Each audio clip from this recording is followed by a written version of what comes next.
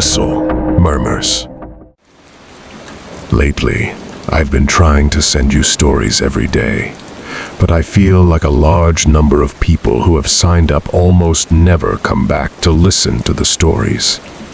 I don't know where that is. Make you unhappy. I hope to receive comments and suggestions from you.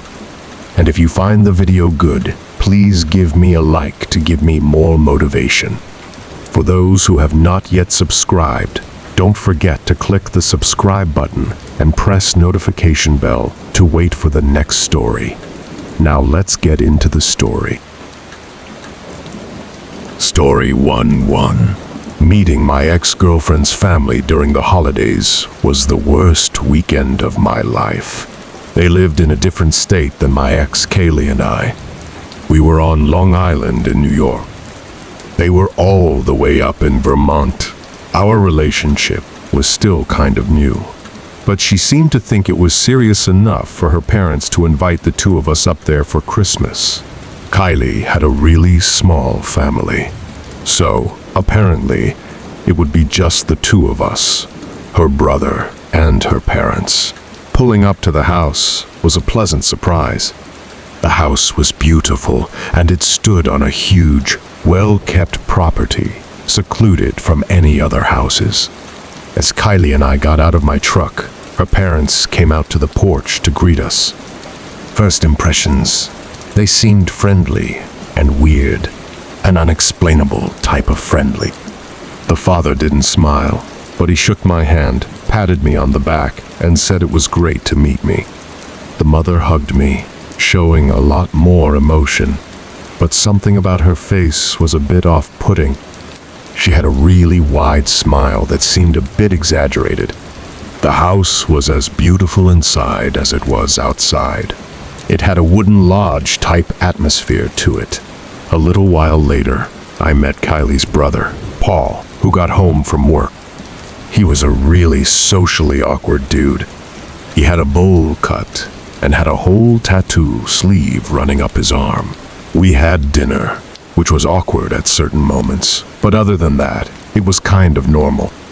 After dinner, we watched a Christmas movie in the living room. I tried not to make eye contact, but I could tell Paul kept looking at me for extended periods of time on a few different occasions. At one point, I finally looked back at him, and we locked eyes for like 3 seconds before he turned back to the TV. He was giving me the most judgmental stare I'd ever seen, and it made me only more uncomfortable. At the end of the night, Kaylee and I were in the guest room, which had an attached bathroom. Kaylee was in the bathroom. She left her phone on the nightstand. I saw. She got a text from her mom, and for some reason, feeling a bit snoopy, I got up to read it. It was not at all what I was expecting, and it changed the whole night completely. Briefly on the screen, it said, "Do you think he suspects anything yet?" But the message quickly switched to new message. I'm guessing because she had a message notification set to hide once the phone locks. I wanted to read what was said before that, but her phone had a password, unfortunately. I could actually feel my heart pumping now. Kylie came back into the room. Kind of gave her the cold shoulder, because my mind was racing. She seemed to notice. She was texting on her phone for a bit before turning out the lamp and going to sleep. I couldn't sleep, though. I was rolling around for hours, wondering what that text meant, and if it was about me, and what the hell was up with her brother. It was exactly 2 in the morning when I heard Kaylee get out of bed, but she was doing so very quietly. Normally, I'd find this to be a kind gesture, but under the circumstances, I was finding this suspicious now. I didn't move. I pretended to still be asleep. I heard her come to my side of the bed and stand there for a few moments, then leaving the room and walking downstairs. Then I heard someone else walking downstairs, and then another person. Something was going on. I went over to the top of the stairs to listen to what was going on downstairs. There was a bunch of talking, but in very low voices. I walked down a few stairs quietly. The talking was coming from the dining room by the stairs. It sounded like they were planning something. I heard Kylie say something like, "When I go back up, you stand by the door." Then I heard her brother say something. But what was going on was really starting to hit me in the face, or at least what I think was going on. I went back to the room to grab my stuff and leave. As I was grabbing the keys, I noticed something in the corner of the room. I turned the lamp on, which exposed Kaylee's dad sitting in a chair in the corner of the room, blank expression on his face behind his glasses, staring at me. I screamed at least 4 times, "You're all crazy," as I ran to my car. I put the car in drive, practically before the car was even fully on, and floored it out of that long driveway back to the road. I didn't stop once except for gas. And at that gas stop, I checked my phone and saw Kylie texted me saying, "What the fuck happened?" I didn't respond. Not until later that night when I got home. I said, "I don't know what you and your sick family were planning on doing to me. I don't want to know. Don't ever contact me or come near me again, and I won't report this." I said this only because I knew there was no proof at all of what happened, or what might have been about to happen. She never replied. Story 2. It was Christmas Eve night, 1 in the morning. I was in our den watching TV because I always like to stay up extra late on Christmas Eve. To make things more festive and cozy feeling, it was during a snowstorm. I left the window open and the backyard light on just so I could also have the view of the snow in the backyard. I was focused on the TV at the moment, but through my peripheral vision, I thought I could briefly see something in the backyard. I turned to the window, but besides the falling snow, there was nothing going on out there. Still, I got up and went to the window just to be sure. Nothing. I sat back down on the couch, but now I was constantly checking the window to see if anything was outside. About 10 minutes later, I calmed down and forgot about it, and reverted my full attention back to the movie. Then I heard, loud and clear, the backyard gate slam shut. Now I almost knew someone was back there. I slipped on my shoes and a jacket and went out to the backyard to check it out. There were boot marks in the snow leading from one gate across the yard to the other gate. I was not feeling brave enough to follow them, so I went back inside.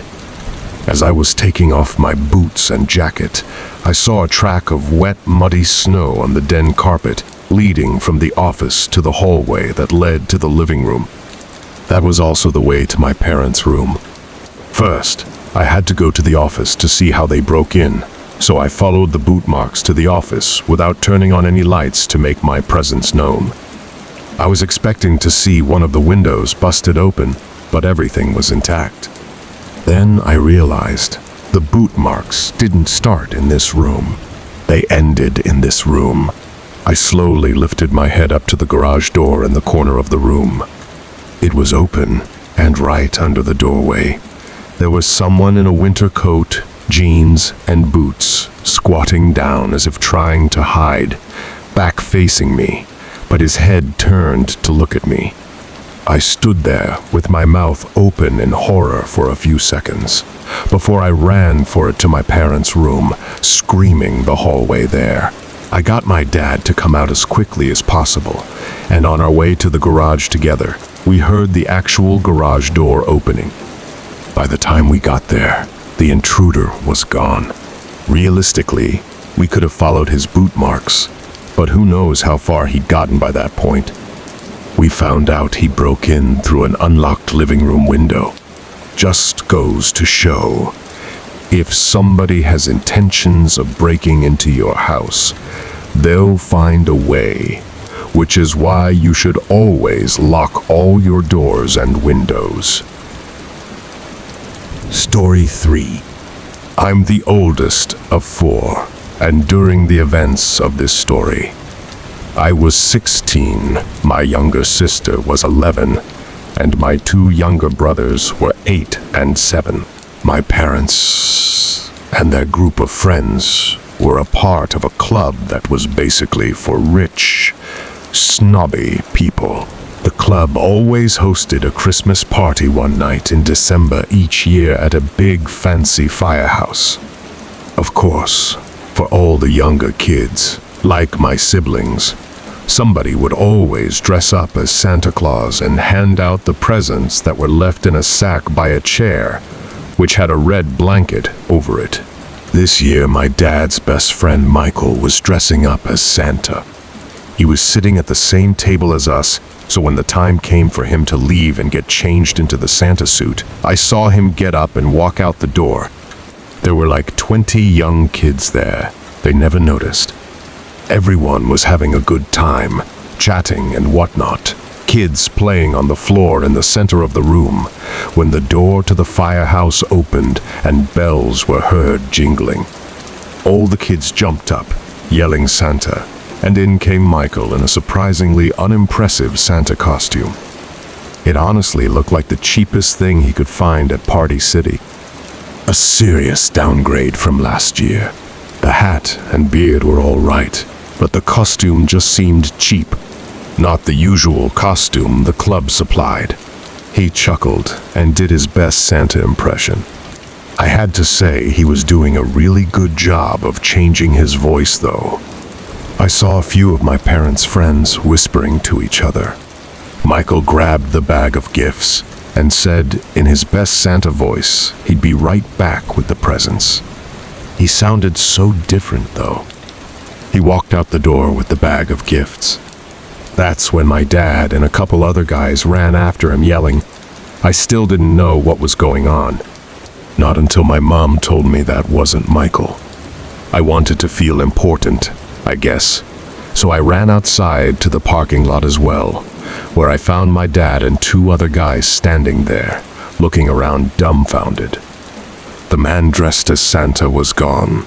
The real thing they were concerned about was where Michael was. Michael's car was also missing. I asked them if they were sure that wasn't Michael. They were all positive, though. We tried calling Michael, but his phone was off. We tried his house phone after a while too, which went to voicemail. We had to send a search party, but we couldn't find him anywhere, though. Eventually, my dad and I returned to the firehouse to pick up my mom and siblings. Just about everyone went home by then. I waited outside. I heard his scream for help in the distance. It came from the woods, deep in the woods. I ran to the tree line to scream back Michael's name. He yelled back, "Help again." It was him. I was too excited to go back for my dad, so I ran into the woods, following his screams for help, and I found him, tied to a tree in a bloody mess. Blood was dripping from his forehead down to his face. He looked like he'd been beaten by a blunt object. I cut the little rope with my key, and he struggled to his feet. I walked him back to the parking lot, and he screamed when he saw his car was gone. When Michael left the building planning to get changed into the Santa costume, he was jumped by 3 guys wearing masks, one of whom struck him in the forehead with something metal repeatedly until he was knocked out. Next thing he knew, he woke up tied to a tree in the woods. It's sick to think that 3 or 4 men could have set up a plan like this, involving harming somebody just to steal a bunch of gifts from children, some of them pretty expensive. And to add insult to injury, they stole Michael's $50,000 car. I felt terrible for him, and I still do. It's not the kind of story that he can just bring up for fun. It's still a painful story to tell, even for me. Thank you for always supporting the channel and welcoming its videos. Wishing you good health, and remember to subscribe to the channel to achieve 1,000 subscriptions.